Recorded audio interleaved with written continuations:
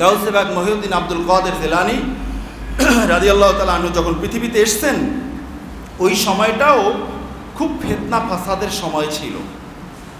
এই যে ৭২ দল জাহান্নামী, এই ৭২ দলের মাঝে খারিজি, শিয়া, মুতাজিলা, জাবরিয়া, ইমামিয়া এই দলগুলো খুব বেশি মাথাচাড়া দিয়ে উঠছিল।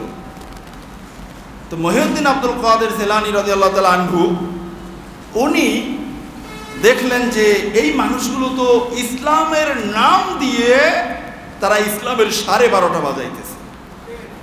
তারা বলতো আমরা ইসলামী হুকুমত কায়েম করব, সব বড় বড় দাড়ি টুপি জুব্বাওয়ালা, আমরা ইসলামী হুকুমত কায়েম করব, কিন্তু আকীদাগুলো সব বদ আকীদা। মহিউদ্দিন আব্দুল কাদের জিলানী রাদিয়াল্লাহু তাআলা আনহু তাদের বিরুদ্ধে লেখনী শুরু করলেন, তাদের বিরুদ্ধে ওয়াজ করা শুরু করলেন। এমন এক জামানায় আল্লাহ তাআলা মহিউদ্দিন আব্দুল কাদের জিলানী রাহিমাহুল্লাহ তাআলাকে প্রেরণ করেছেন। ওই সময় মহিউদ্দিন আব্দুল কাদের জিলানীকেই দরকার ছিল জমিনে। উনি এসে যখন ওয়াজ নসিহত শুরু করলেন যে না, তোমরা ইসলাম কি শিখছো, ইসলাম হলো এইটা। যখন সত্যিকার অর্থে সাহাবায়ে কেরামদের ইসলামের নমুনা সমাজে উপস্থাপন করা শুরু করলো, তথাকথিত বড় বড় ভাইরাল মৌলবীরা লাইগে গেছে, পিছনে লাগছে। পিছনে লাইগা আমি এটা ওই আল্লামা শাতনবী রাহিমাহুল্লাহ তাআলার বাহাজাতুল আসরারের মাঝে পেয়েছি। এখন বিভিন্ন জায়গার আলেম ওলামা এক হয়ে গেছে। শুনতেছি আব্দুল কাদের জিলানী উনি নাকি অনেক বড় আল্লাহর ওলি, উনি নাকি অনেক বড় আলেম। তো উনি এগুলো কি করে, মোরাকাবা মুশাহাদা, মানুষকে নিয়ে কি বলে কি করে, যে ওনার কাছে যায় সেই দিয়ে মাথা নিচু হয়ে যায়। করেটা কি, চলো ওনাকে আমরা পরীক্ষা করি। এরকম মিলে মিলে মোট 100 আলেম একত্রিত হয়েছে। কয়শো? 100 আলেম একত্রিত হয়ে বলতেছে যে দেখো, ওনার আস্তানায় যাব, তা আমরা তো কিতাব বুঝি, আমরা কিতাব থেকে খুব জটিল জটিল কিছু মাসআলা নিয়ে যাই, যেগুলো ওনাকে প্রশ্ন করবো, উনি জবাব দিতে পারে কিনা দেখব। সবাই একমত হয়েছে, হ্যাঁ এটা করা যেতে পারে। তো কে প্রশ্ন করবে? প্রশ্ন অমুক হুজুরে করবে, অমুক হুজুরে করবে। পরে তারা বলছে যে না, এত জটিল মাসালা একজনে এতগুলো মাসালা মনে রাখতে পারবে না, আমরা 100 জনে 100 মাসালা হল করে নিয়ে যাই, এবং যেই মাসালাগুলো হবে খুব জটিল, আমরা একজন একজন করে তাকে প্রশ্ন করব, দেখব কি জবাব দেয়। খুব সুন্দর, 3 জন আর 5 জনের বোঝা 100 জনের উপরে দিয়ে দিছে, খুব ভালোভাবে মনে রাখতে পারবে মাসালাগুলো। যেই কথা সেই কাজ। তারা দিন ধার্য করলো, তারা 100 মাসালা নিয়ে মহিউদ্দিন আব্দুল কাদের জিলানী রাহিমাহুল্লাহ তাআলার বাড়িতে চলে আসছে, মাদ্রাসায় তার আস্তানায় চলে আসছে, দরবারে চলে আসছে। আসার পরে হুজুর দেখতেছে কি রে, তো আলেম, এক একজন বড় বড় আলেম সব চলে আসছে।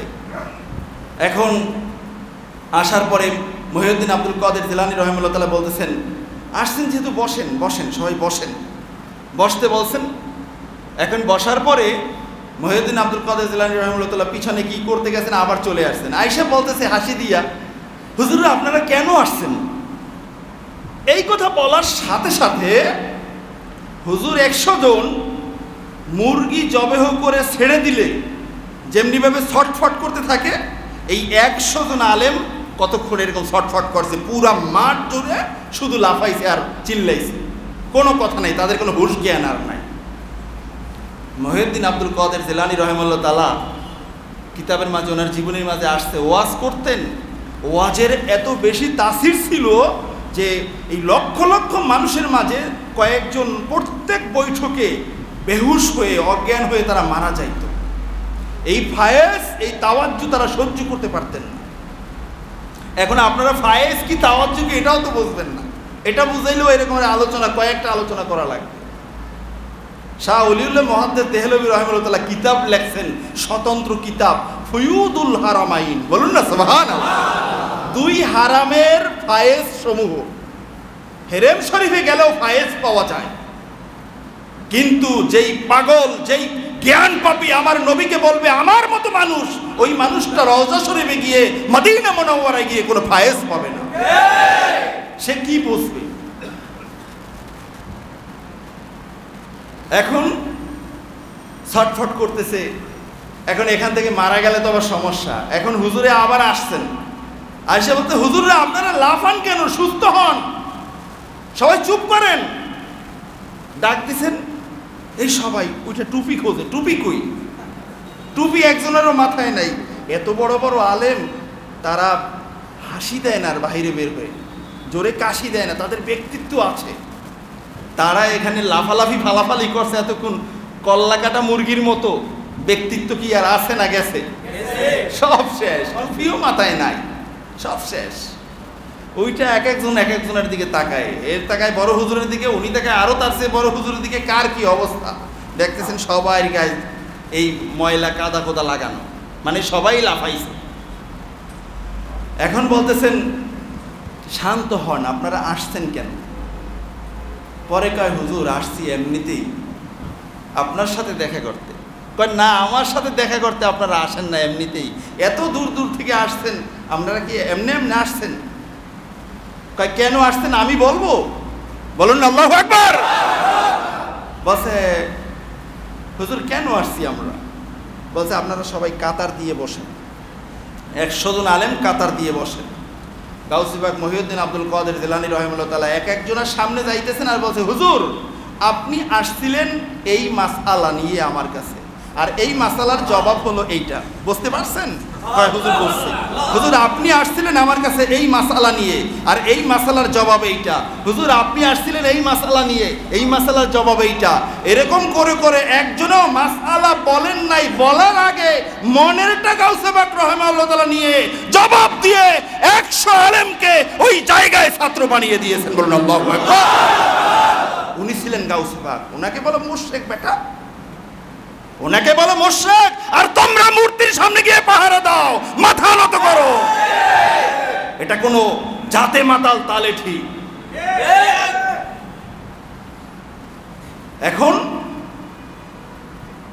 এখন কি করবে?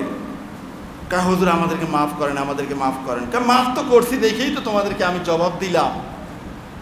কোনো ওস্তাদ কোনোদিন কোনো ছাত্রকে বদদোয়া দিয়ে একবারে জাহান্নামে ফেলে দেন না, ঠিক কিনা বলেন? কারণ ওস্তাদ হলেন, তাফসিরে রুহুল মাআনির মাঝে এসছে, পিতার চেয়েও একজন ওস্তাদ বেশি অগ্রগামী। বলুন না সুবহানাল্লাহ। এই কারণে অনেক ওলামায়ে কেরামগণ বলেছেন যে পিতা মাতার অনেক হক আছে, অনেক হক আছে, তবে পিতার চেয়েও একজন আলেমের উপরে বেশি ভূমিকা হলো ওস্তাদের। ওস্তাদ আমানতের সাথে তাকে দ্বীন শিক্ষা দিয়েছেন বিদায় এই মানুষটা শুধুমাত্র জমিনে নয়, আসমান এবং জমিনে সে প্রদীপের মতো হয়ে গেছে। পিতা তো শুধু জন্ম দিয়েই পাঠিয়ে দিয়েছেন, যাও এই পর্যন্তই শেষ। মাসে মাসে টাকা পয়সা দিতেন, যদ্দূর পারতেন দিতেন, কিন্তু ওস্তাদ সারাদিন পড়াইতেন, রাতের অন্ধকারে ঠান্ডা পানি দিয়ে অজু কইরা তাহাজ্জুদের নামাজ পড়ে চোখের পানি ছড়াইছেন যে আল্লাহ আমার কাছে আসছে, আল্লাহ আপনি তাকে ভিতরে এবং বাহিরে নূরে নুরানি করে দেন। এই ওস্তাদ যখন এই দোয়া করেন তখন ওই ছাত্র হয়ে যায় জগৎ বিখ্যাত আল্লাহর ওলি। 100 জন মানুষ 100 জন আল্লাহর ওলিতে পরিণত হয়ে গেছে। তাহলে আগের জামানা ছিল কিনা? এখনো আছে, আগেও ছিল।